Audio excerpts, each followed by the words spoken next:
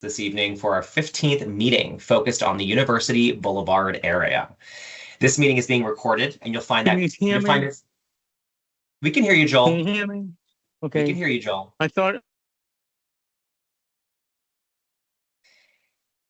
this meeting is being recorded, and you'll find this evening's presentation along with that recording soon on our website, purplelinemd.com. We are also informing all attendees tonight that the use of AI-powered tools, including transcription, summarization, or other similar features, is prohibited by the Maryland Department of Transportation for all virtual meetings, such as our Microsoft Teams meeting tonight. Please be assured, this presentation will be available to view on the Purple Line website as soon as possible, along with responses to the questions that are answered tonight. For those of you who would like a live translation, Microsoft Teams can translate this evening's comments into a number of languages, including Spanish, Arabic, Chinese, French, and many others. Instructions for seeing live translations are being placed in the chat section of this meeting right now. We do ask everyone to mute their microphones and keep your cameras off until the presentation ends and we move into the question and answer session. Marlene, a member of the business engagement team, will now relay this information to you in Spanish. Marlene. Thank you, Chris. Buenas tardes y bienvenidos. La aplicación Teams puede traducir esta reunión en vivo a varios idiomas, incluyendo el español, árabe, chino, francés, portugués y muchos más. Las instrucciones para ver las traducciones en vivo están en la sección del chat. Gracias. Thank you, Marlene. The team will provide updates on the project, including completed and upcoming construction work. You will be one of the first groups to view our fall progress video and see the latest photos along the alignment. We will also look at recent community and business engagement, and we'll wrap up with a question and answer session. We kindly ask you to please hold all questions until after the presentation. Tonight, we are joined by several project leaders and presenters. Ray Biggs II, the MTA Senior Project Director for the Purple Line. We have Dan Norman here, who's the Chief Technical Officer for Purple Line Transit Partners, our concessionaire. Hugo Fonteroche, the Project Executive for Maryland Transit Solutions, the project's builder. Luis Rivera, the General Manager of Purple Line Transit Operators. Myself, Chris Scruggs, MTA Community Outreach Manager. Iago Pernas, MTS Construction Segment Lead. Manuel Marino, MTS Construction Manager. And Matt Pripich, MTS Corridor Wide Manager. Tonight, we'll cover the segment of the Purple Line that includes the following three stations: Tacoma Langley Station, Riggs Road Station, and the Adelphi Road UMGC UMD station. And with that, please let me introduce our Senior Project Director, Ray Biggs. Thank you, Chris. Welcome everyone again, and thank you for joining us this evening. As you're about to see in our new fall 2025 progress video, the momentum on the Purple Line in 2024 has evolved into a tremendous transformation throughout 2025. This video will highlight some of the transformational progress you have seen across the 16-mile Purple Line alignment. Without that, I'll go ahead and pass it over to Chris to play the video.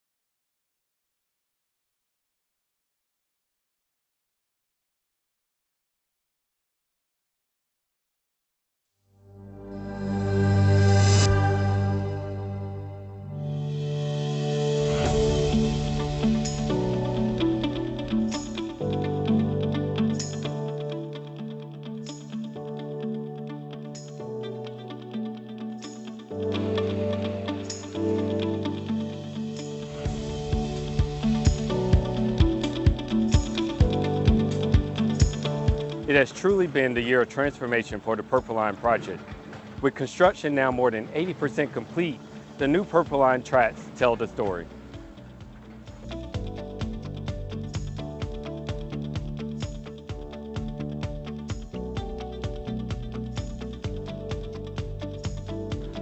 We are excited to share that tracks have been installed across all of Prince George's County, with more than 25% of tracks complete across the entire project.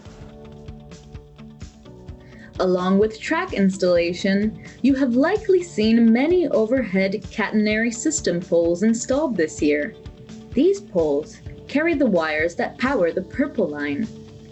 At the eastern end of the project, the poles and wires are not only installed, but have already been energized, ready to power up the light rail vehicles.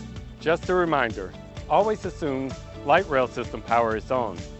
And please be sure to avoid the Purple Line right-of-way areas. Only cross at designated areas and crosswalks, and be sure to look both ways before you cross.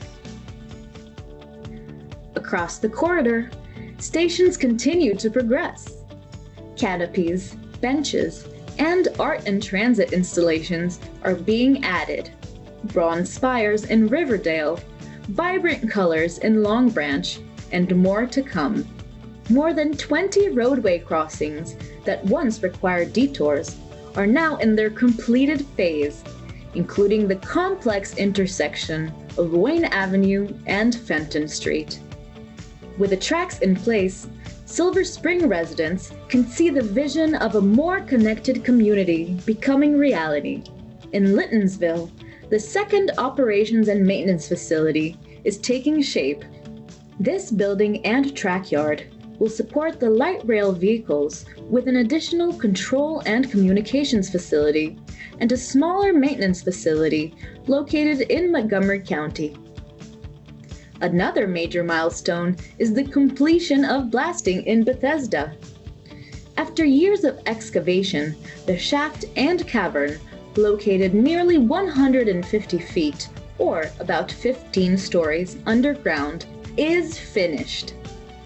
Crews are now focused on waterproofing and concrete work, building out the cavern and elevator spaces. Perhaps most exciting during our year of transformation, dynamic testing of the Purple Line has begun. Light rail vehicles are running during nighttime hours between the Glen Ridge Operations and Maintenance Facility and New Carrollton.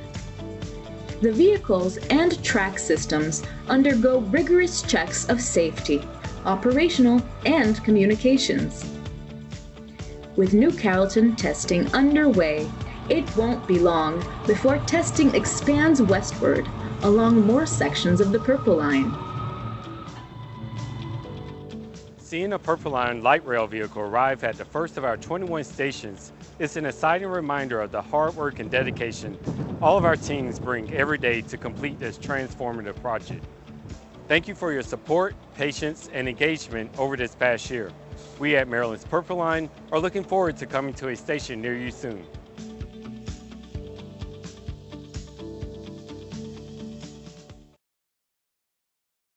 Thank you, Chris.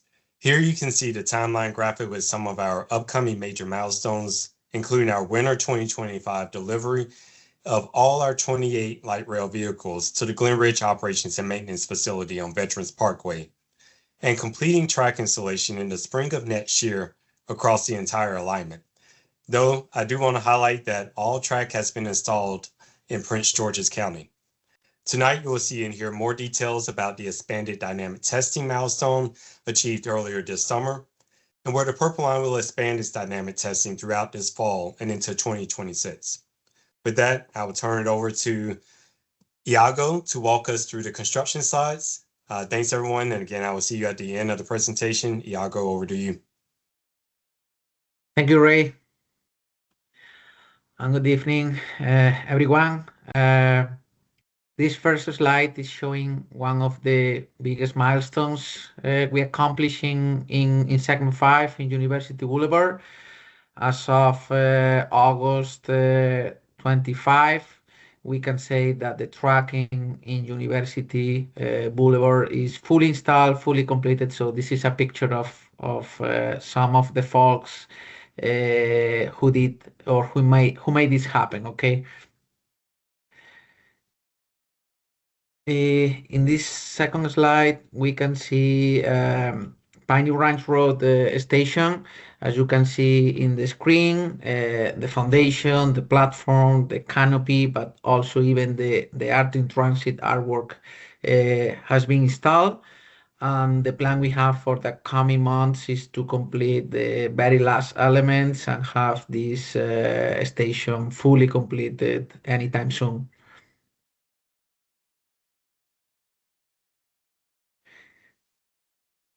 This section is showing the University Boulevard. As you can see, this aerial picture is showing pretty much final configuration. We have been able to complete all the stone drain system, including planter boxes and some filters. We completed the widening in both sides. We install or we pour all the new sidewalks, and in the median we completed not only the track but also the installation of the new catenary poles. In future weeks or months, we are going to be completing the installation of the wire for the catenary system. We're going to be installing devices, train control devices, and we are going to be energizing these wires anytime soon. The plan or the anticipated schedule for this is going to be anytime between the end of the year and early 2026. So as Ray mentioned before, please be extremely careful because we are going to have power in these lines anytime soon. In addition to this, our plans are calling for paving the last lift of asphalt here as soon as the temperatures are good in 2026. So we are anticipating this for March, April 2026, anytime in spring next year. Okay, we need at least 50 degrees to be able to complete this operation.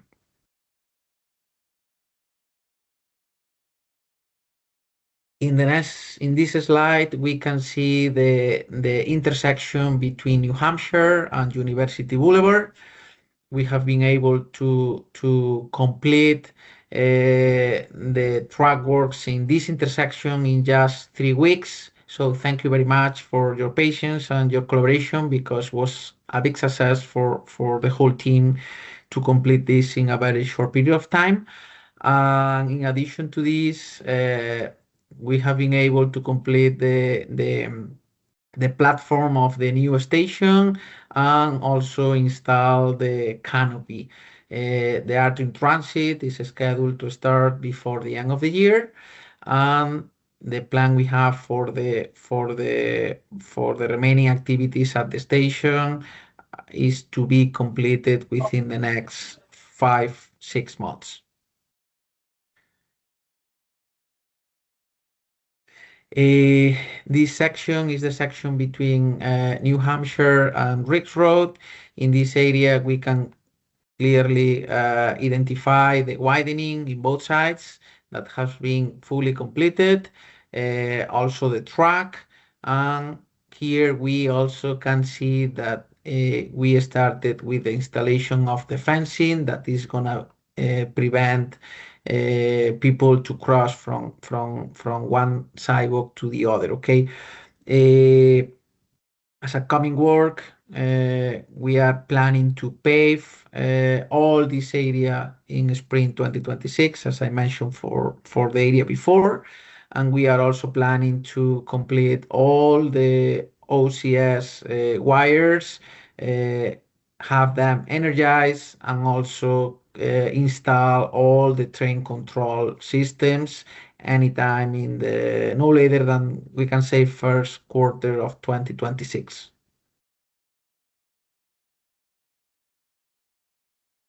And this is a section between Riggs Road and Adelphi Road.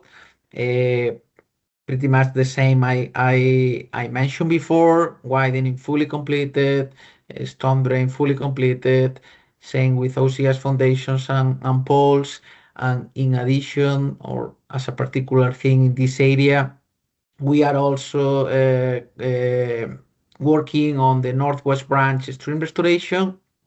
The progress is good, and the plan is to complete the stream restoration of this area within the next 4 or 5 weeks. So definitely before Thanksgiving, this stream is gonna be in final configuration, and this becomes a really good milestone for us.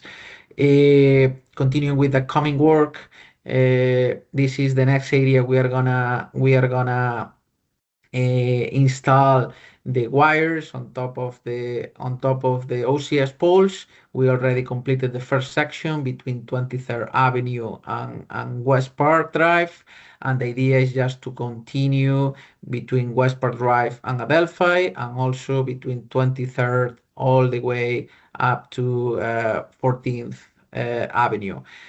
In terms of paving program or paving campaign, the plan for University Boulevard is consistent, is the same, is to pave everything in one shot as soon as we get back the temperatures, and the total duration for this paving campaign is gonna be around a couple of months in total. And here we have the very last intersection between University Boulevard and Adelphi. The team has been able to complete the track across this very busy intersection. We have been able also to complete the OCS foundations, the new sidewalks, the new curb. We continue with the installation of the storm drain, and also all the station elements at the station at the Delphi Road UND station. As upcoming work, the plan is to fully complete the storm drain in this area, and also complete the installation of the OCS poles, just a couple of poles remaining here, and install the track through a station to connect to Presidential Drive. Okay, paving same than the other area. And as a general comment, and probably most of you guys already realize, we also started with the landscaping. We started in the median with the planting and the sodding, and we are gonna continue also in both sides of University Boulevard. The plan for this is to complete at least 50% of the work before winter, and resume the works as soon as winter is over. I'm planning to complete all the landscaping by spring next year. Okay. So right now we are gonna continue with the systems and the testing phase. Thank you, Iago, for that detailed update on construction through the segment of the alignment. Matt Pripich will now provide a systems on testing update for you all. Matt, over to you. Good evening, everyone. To start this off, we'd like to share a short video with you of some of the exciting dynamic LRV testing happening in the eastern portions of the Purple Line.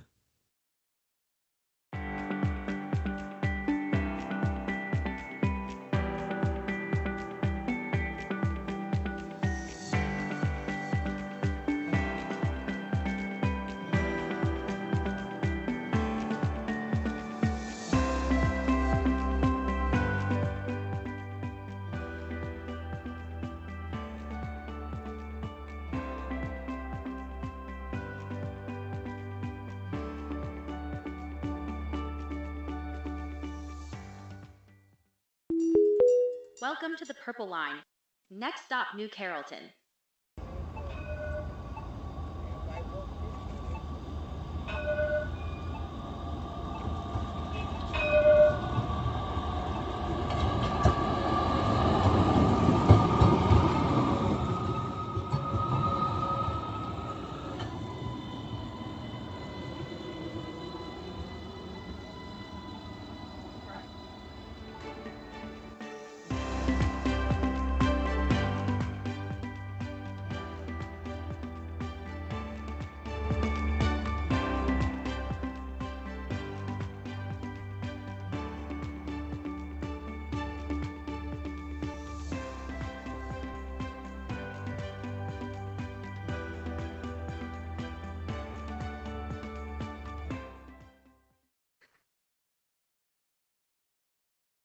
All right, thank you for that. We'll start off talking about our test sections for the LRV. Test sections are determined based on our train control systems, interlockings, and our OCS wire segments. And that's how we define what portions of the alignment are tested at any one time. You can see here on the map our test section 1, which is ongoing right now, with test section 2 to College Park coming up in the upcoming months. While testing is not happening yet in your neighborhoods, you can expect to start hearing more from the outreach group and the outreach efforts for the test before it begins near you.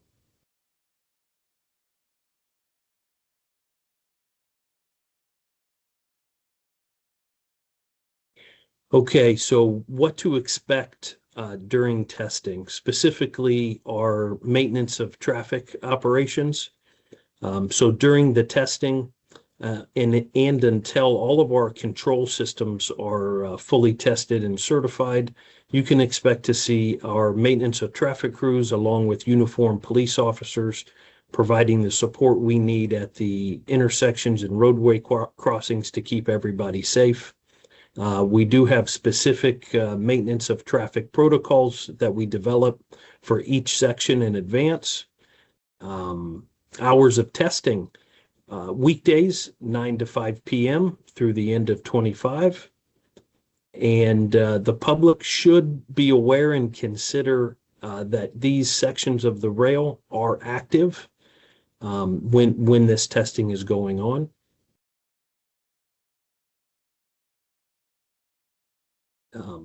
Testing outreach.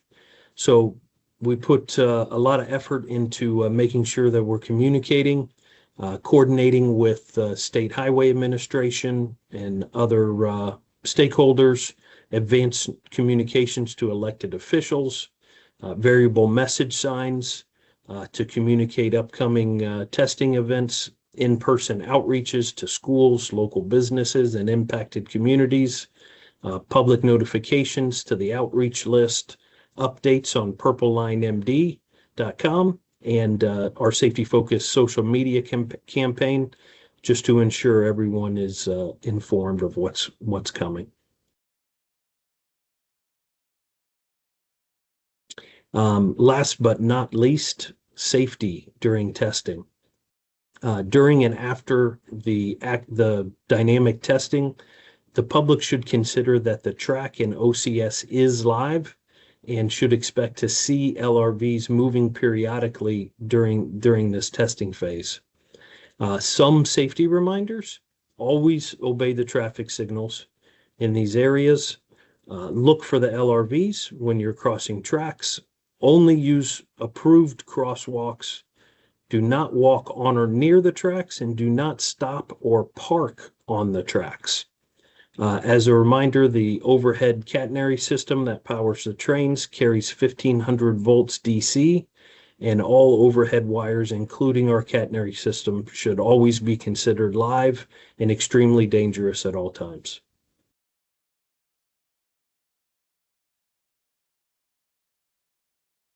Awesome. We'll now Thank pass you it very back. much, Matt. Thank you, Matt. Appreciate it. We're going to talk through a couple different community and just outreach engagement efforts quickly before we go to our question and answer session. Our outreach team did attend 18 events this year, which is 9 more than we did last year. Some recent 2025 events, but not all of them. Some recent ones include Career Day at New Hampshire Estates Elementary School, National Night Out in New Carrollton, UMD Farmers Market, a Discovery District Farmers Market, Rhode Island Avenue Trolley Trail Day, Crossroads Farmers Market, Bethesda Arts Festival, and the University of Maryland Day. We are currently planning events for 2026 to increase community engagement and awareness, so stay tuned for what's to come for next year. Speaking of University of Maryland, this is a bike and scooter safety campaign that was initially rolled out on University of Maryland campus to highlight for students safe ways to interact with track. This will soon be expanded along the alignment to different schools and to communities just to make sure that users of bikes and scooters, micromobility devices are aware to cross track safely. When crossing Purple Line tracks, use crosswalks. Cross at a right angle, perpendicular to the tracks, as pictured here. Do not ride parallel in the trackway, as tires can get caught. And always use caution when track is wet or frozen, as it can be slippery.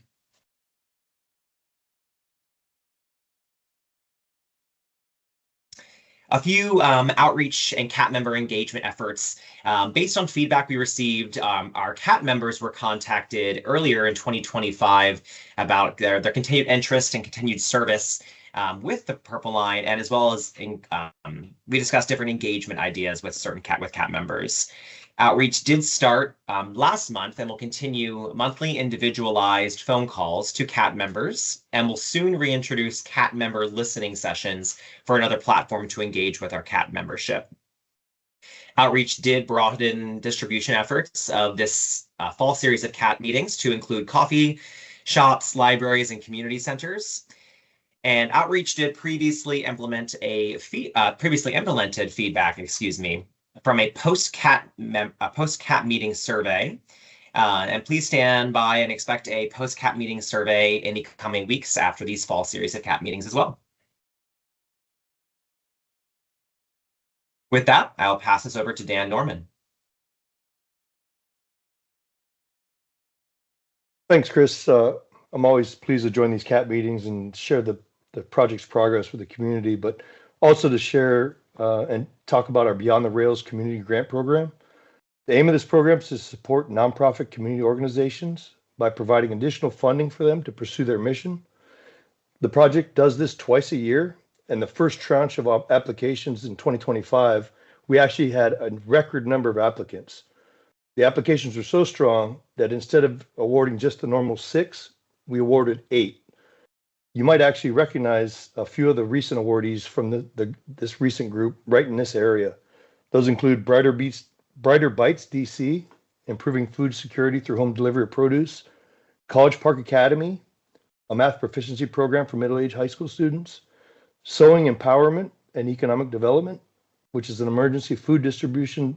They provide emergency food distribution to low-income residents; the Latin American Youth Center, which is in Prince George's County, Prince George's County Summer Program, which provides youth with job readiness skills; and then Community Forklift, which is a nonprofit reuse center for home and building materials. So it's already time to start requesting new applications.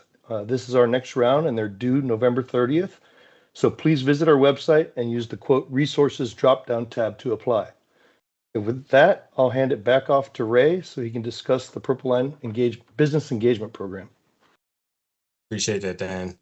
So our Purple Line Business Relationship Manager, Leslie Leith, who is on tonight, she works with the business engagement team along the alignment, alerting them to construction impacts and providing advanced notifications in English and Spanish. This outreach is aimed at minimizing disruption and maximizing awareness. Additionally, our team promotes businesses on our website, our monthly newsletter, and over all our social media platforms. I invite you to visit our YouTube channel to see some of the businesses spotlighted in the videos on our YouTube channel. The Purple Line Small Business Grant Program, which is operated by the Secretary's Office of the Maryland Department of Transportation, launched a small business grant program and has since awarded a total of $1.5 million in 25 to more than 140 businesses. The application period for the third round did open this past Monday, and online applications are due by November 7th, 2025. You can find more information at the application link on our website at purplelinemd.com.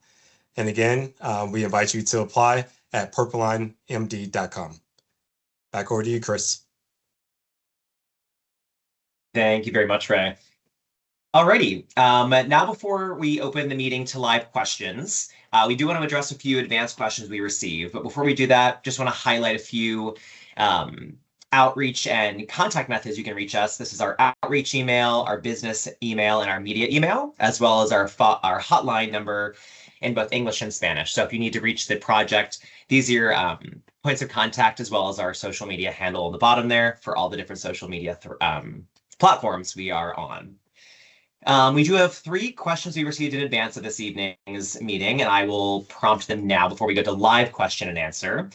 The first one is, how will pedestrian safety be ensured when crossing the street during train operations? Will any educational materials, such as videos or simulations, be made available for elderly residents? Luis at PLTO, are you able to step in for this one? Absolutely. So the Purple Line team is currently developing safety messaging and materials for all ages, as well as a specific age-specific material, right, to appeal directly to children, elderly residents, and others to be shared throughout the alignment as the testing progresses. Those materials are expected to be released later this year into 2026. PLTO will be able to add additional information related to safety trainings that the light rail vehicle operators will complete before being placed on alignment. In the meantime, we encourage everyone, right, and residents to visit the Operation Lifesavers for valuable rail safety resources at olli.org. Thank you. Thank you very much, Luis. I appreciate it. I'm going to pass this next one to either Iago or Manuel. Several primary access to University Boulevard have been restricted due to construction. What measures are in place to ensure continued emergency access and overall neighborhood safety? Manuel or Iago, can you help us with this one? Yeah, I think I can answer this one. And I hope I can bring good news. I think during the last months, we have been able to reopen most of these intersections. I think the neighborhood you are mentioning is being around Bayfield Street, Forston Street, and Barron Street. So all these intersections or all these streets connecting University Boulevard are already in permanent configuration. So everything looks beautiful there, but the left lane or the left turn from University Boulevard westbound into Sick Lane. That one is to be reopened in spring 2026. But other than this, all the other alternatives are 100% open and 100% matching the permanent configuration. So everything should be looking really good now. Perfect. Thank you, Iago. I also think that we can mention that emergency services are fully coordinated with to ensure uninterrupted access to have any kind of potential responses. So thank you for that, Iago. Last question we received before the meeting is, what are the plans for planting native trees along Piney Branch Road and University Boulevard? The project is installing a plethora of trees and bushes here. The following trees will be planted on University Boulevard and Piney Branch Road: Princeton American elms, Eastern redbuds, red maples, river birches, American sycamores, Eastern red cedars, common serviceberry, staghorn sumac, and swamp white oak trees. All the trees listed above are native to the state of Maryland and are not invasive species. Please know that all landscaping plans can be found on our website, at purpleLineMD.com. Now, as we go to the live question and answer session, we have 2 different options. You can either raise your hand or you can put your question in the chat and we will go in there and read them out. I will go to Joel because I see you have your hand raised. Joel, would you like to ask your question? Well, thanks for taking the time and answering some questions. Unfortunately, I couldn't chat because I messed up my new chat and speaker didn't work, not available. Now it said not attending the meeting. I just have to give the questions through my phone. So same questions for different bus companies. The bus, Prince George's County, The other two are the same, Universal Maryland Shuttle Bus, Metro Bus, but I think some of the Metro buses got discontinued. So, and hopefully they can reconsider taking those buses back on the line. And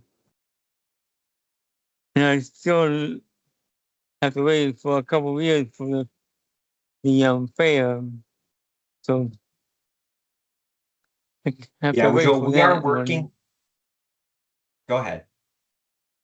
And I know the funding, you did answer the question of the funding from Maryland and federal government, but I don't think federal government's gonna help you because they have a budget and they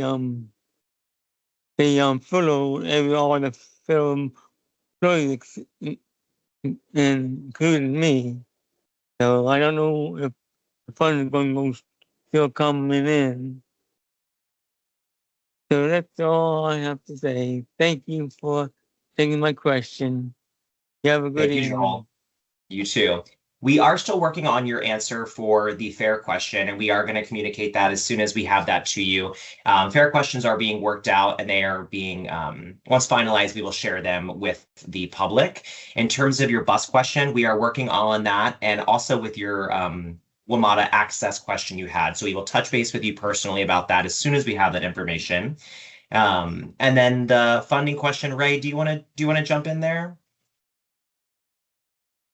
Yes, good to see you again, Joel. So one thing I can assure you of is that we got our grant a few years ago for the project, and those fundings from the federal government are already with the project, so nothing to worry about there. But I'll say no concerns there on the funding part for us, so appreciate that. Thank you, Ray. I'm going to jump into the chat feature here. You're welcome, Joel. We have two questions in the chat here. I see Mary has a question about eastbound, the left turn lane eastbound on University Boulevard at 24th Avenue is often inadequate for the number of cars wanting to turn. This will most likely get worse once another grocery store opens. As a result, left turning cars back up into the through lane. The same situation is true westbound University Boulevard at 23rd Avenue. Can these lanes be extended? Manuel or Iago, are you able to speak about this in terms of the plan, or do you want me to pass, or Ray, or do you want to answer this? Yeah, I can answer this one. Thank you, Iago. Everything we have out there is 100% as per plan, as per design.